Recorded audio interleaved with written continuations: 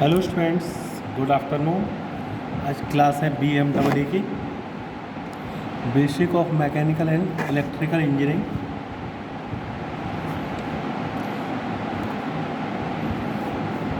Basic of mechanical and electrical engineering आज हम कुछ न्यूमेरिकल्स पढ़ेंगे।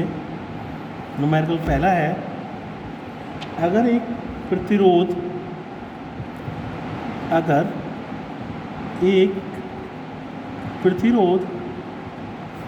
ऊर्जा का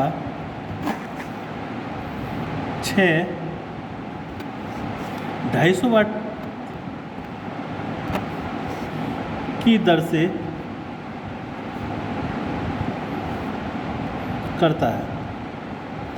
अगर एक प्रतिरोध ऊर्जा का 250 वाट की दर से करता है तो प्रतिरोध ज्ञात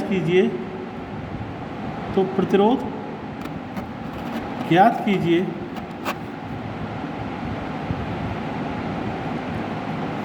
अगर उसका टर्मिनल वोल्टेज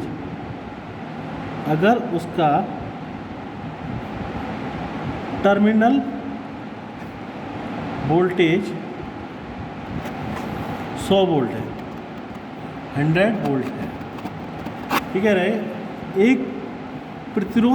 अगर एक प्रतिरोध ऊर्जा का क्षय 250 वाट की दर से करता है, यानी 250 वाट की दर से अगर ऊर्जा का क्षय हो रहा है तो प्रतिरोध निकालना है। अगर उसकी टर्मिनल वोल्टेज दे रखी है आपकी 100 वोल्टेज, 100 वोल्टेज दे रखी है, तो आपको दे रखा है, आपका पावर दे रखी है, कितनी दे रखी है आपको 250 वाट, और वोल्टेज दे रखा है आपका 100 वोल्ट। हमें निकालना है क्या है, रेजिस्टेंस निकालना है।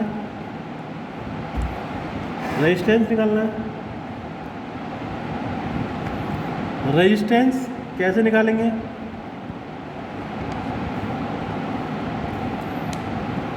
या इसको पावर दे दो, पावर दे रखी है, P से डिनोट कर दो। P दे रखा है आपका 250 वाट और वोल्टेज दे रखा है कितना 100 वोल्ट। रेजिस्टेंस निकालना है, आपको। तो आपने फॉर्मूला पढ़ा होगा, P = V²R, या ये नहीं पढ़ा होगा P = V²R, या आपने पढ़ा होगा P = क्या होता है, BI होता है, और I = ओम्स लॉ के B/R। यहाँ से क्या निकल आएगा, B से B multiply V² upon R। तो P = क्या हो गया, V²/R। निकाल लो।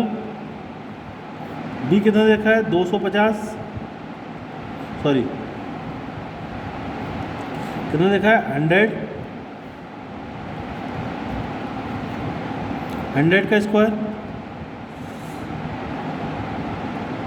का स्क्वायर, R आपको निकालना है, और P दे रखा है आपका 250।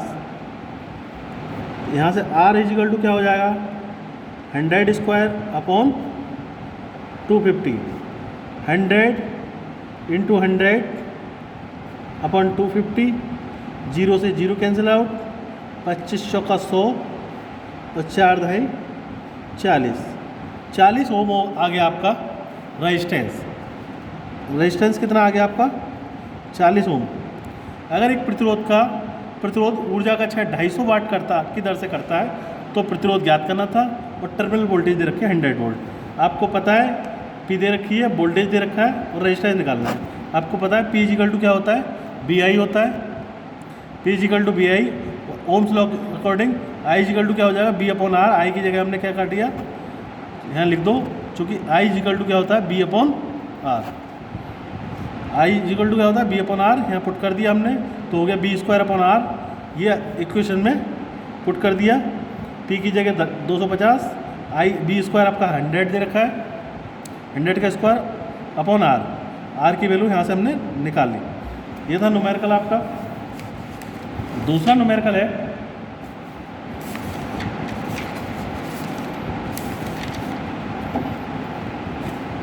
दूसरा न्यूमेरिकल है एक कॉपर तार का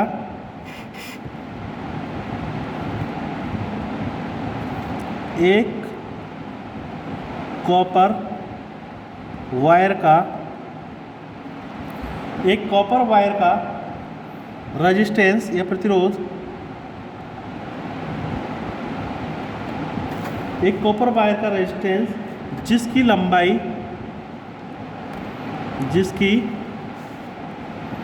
लंबाई कितनी है 200 मीटर, 200 मीटर है, 200 मीटर है तथा वह 21 ओम का है, 21 ओम का है। रेजिस्टेंस दे रखा है 21 ओम, लंबाई दे रखी है आपकी 200 मीटर। अगर तार की मोटाई, अब कह रहे हैं अगर वायर की मोटाई, अगर वायर की मोटाई 0.44 mm हो तो तार का विशिष्ट प्रतिरोध ज्ञात कीजिए। विशिष्ट प्रतिरोध ज्ञात कीजिए। क्या करना है आपका, एक वायर दे रखा है, आपका कॉपर का वायर दे रखा है, उसका रेजिस्टेंस दे रखा है आपका रेजिस्टेंस दे रखा है 21 ओम तथा लंबाई दे रखी है 200 मीटर। अगर हम तार की मोटाई को 0.44 mm हो, अगर तार की मोटाई दे रखी है इतनी mm हो तो तार का विशिष्ट प्रतिरोध ज्ञात कीजिए। आप जानते हो विशिष्ट प्रतिरोध क्या होता है, रो। वी नो दैट, आप जानते हो कि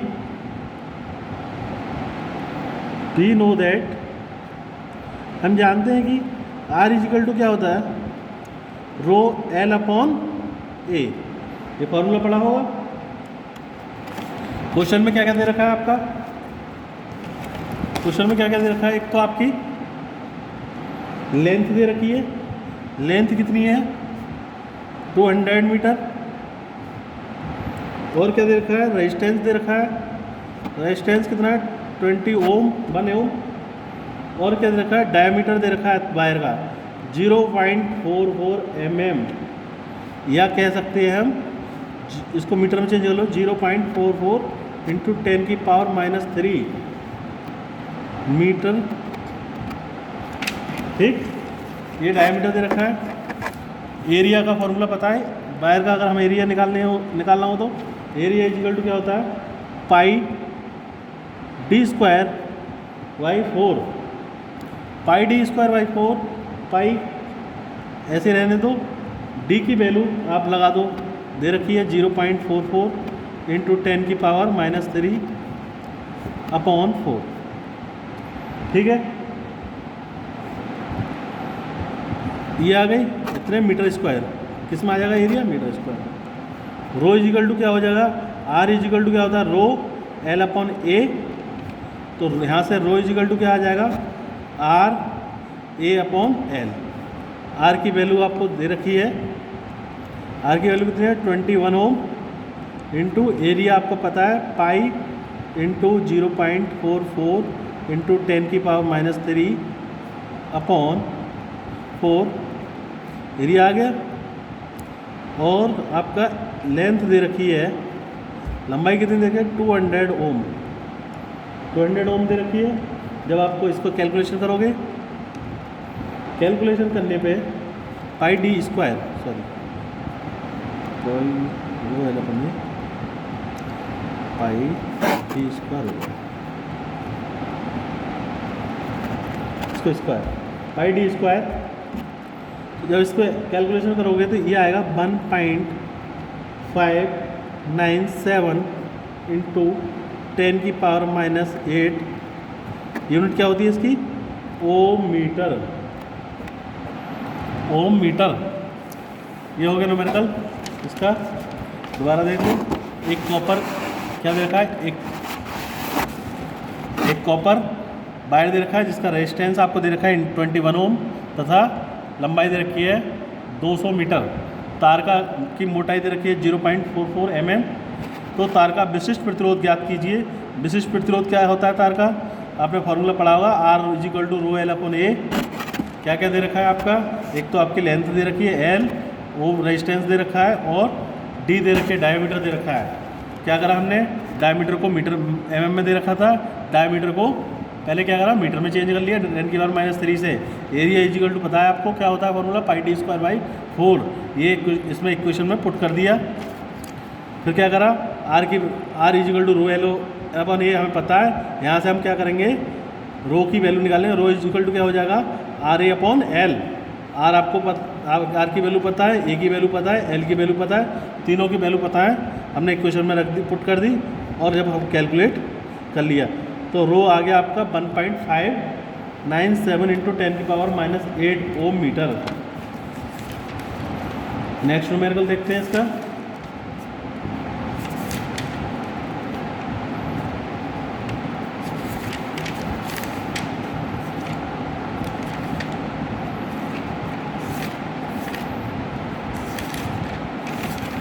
एक न्यूमेरिकल है,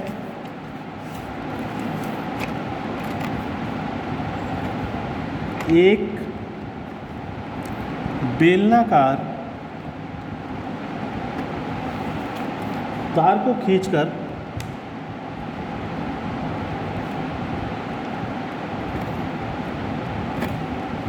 उसकी लंबाई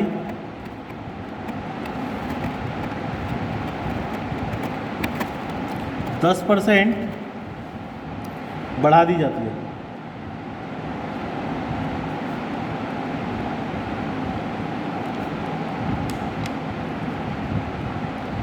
क्या, एक बेलनाकार तार को खींचकर उसकी लंबाई में हम 10% की वृद्धि कर देते हैं तो तार के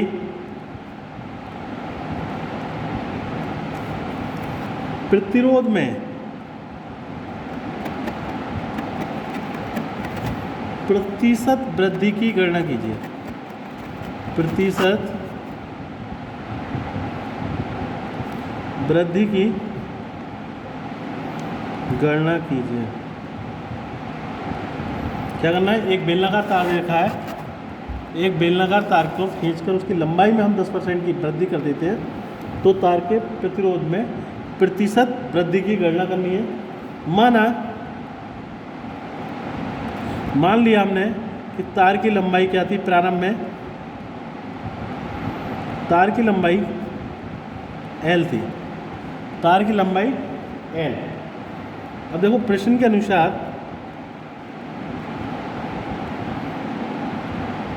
प्रश्नानुसार क्या हो जाएगा, 10% में वृद्धि कर रहे हैं तो लंबाई में वृद्धि कितनी कर रहे हैं, लंबाई में वृद्धि हम कर रहे हैं, लंबाई में वृद्धि कितनी 10% की, तो कितना आ जाएगा L का 10%, L इंटू 10/0 से 0 कैंसिल है, L अपॉन 10, ये हो गई आपकी लंबाई में वृद्धि। तो खींचने के बाद तार की लंबाई कितनी हो जाएगी, खींचने के बाद तार की लंबाई, खींचने के बाद तार की लंबाई कितनी हो जाएगी भाई, पहले जितनी थी उतनी प्लस जितनी वृद्धि हुई है, यानी प्रारंभिक लंबाई प्लस वृद्धि, तो टोटल तार की लंबाई आ जाएगी। कितनी थी, मान लो L dash, L plus L का 10%, L/10। जब इसको कैलकुलेट करोगे तो आ जाएगा 1.1L, 1.1L, या कह सकते हैं L अपन इसको भी नीचे ले आओ, L dash upon L is equal to कितना आ गया 1.1। एक तो ये निकल के आया, कितना आ गया 1.1। अब देखो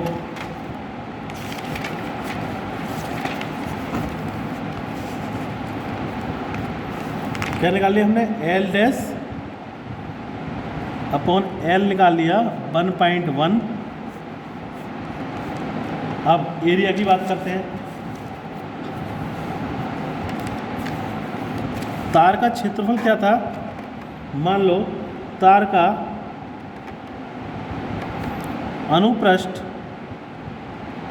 अनुप्रस्थ क्षेत्रफल A था तथा खींचने के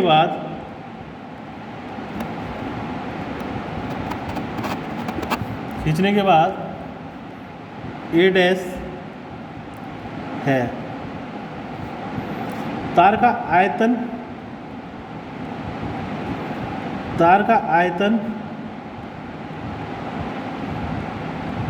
ये तो एरिया के, तार का आयतन खींचने से पहले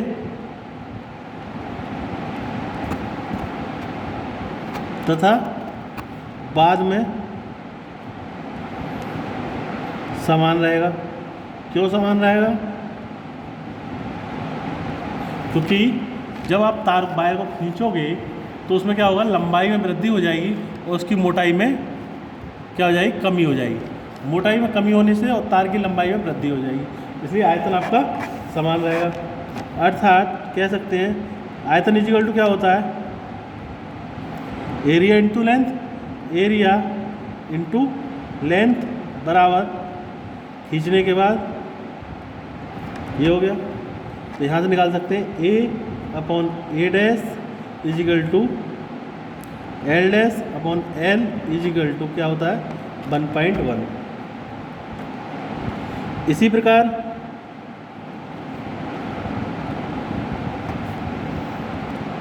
प्रतिरोध खींचने से पहले प्रतिरोध क्या होगा, R है तो R इजिकल टू क्या हो जाएगा, रो L अपॉन A। और खींचने के बाद मान लो R है तथा खींचने के बाद क्या R डैश है, तो R डैश क्या हो जाएगा, rho L dash upon A dash. Equation first मान लो, इक्वेशन इसे सेकंड मान लो, ठीक। इक्वेशन सेकंड को इक्वेशन फर्स्ट से डिवाइड कर दो तो आ जाएगा R dash upon R is equal to rho L dash upon A dash into क्या हो जाएगा, rho L upon A, rho से रो कैंसिल आउट, क्या आ जाएगा L dash upon L into A upon A dash, क्या L dash upon L upon L की value आपकी कितनी है 1.1 and A upon A dash की वैल्यू कितनी है 1.1 और 1.1 जब मल्टीप्लाई करोगे तो आ जाएगा 1.21। अब प्रतिरोध में प्रतिशत वृद्धि निकालते हैं, प्रतिरोध में प्रतिशत वृद्धि क्या हो जाएगी,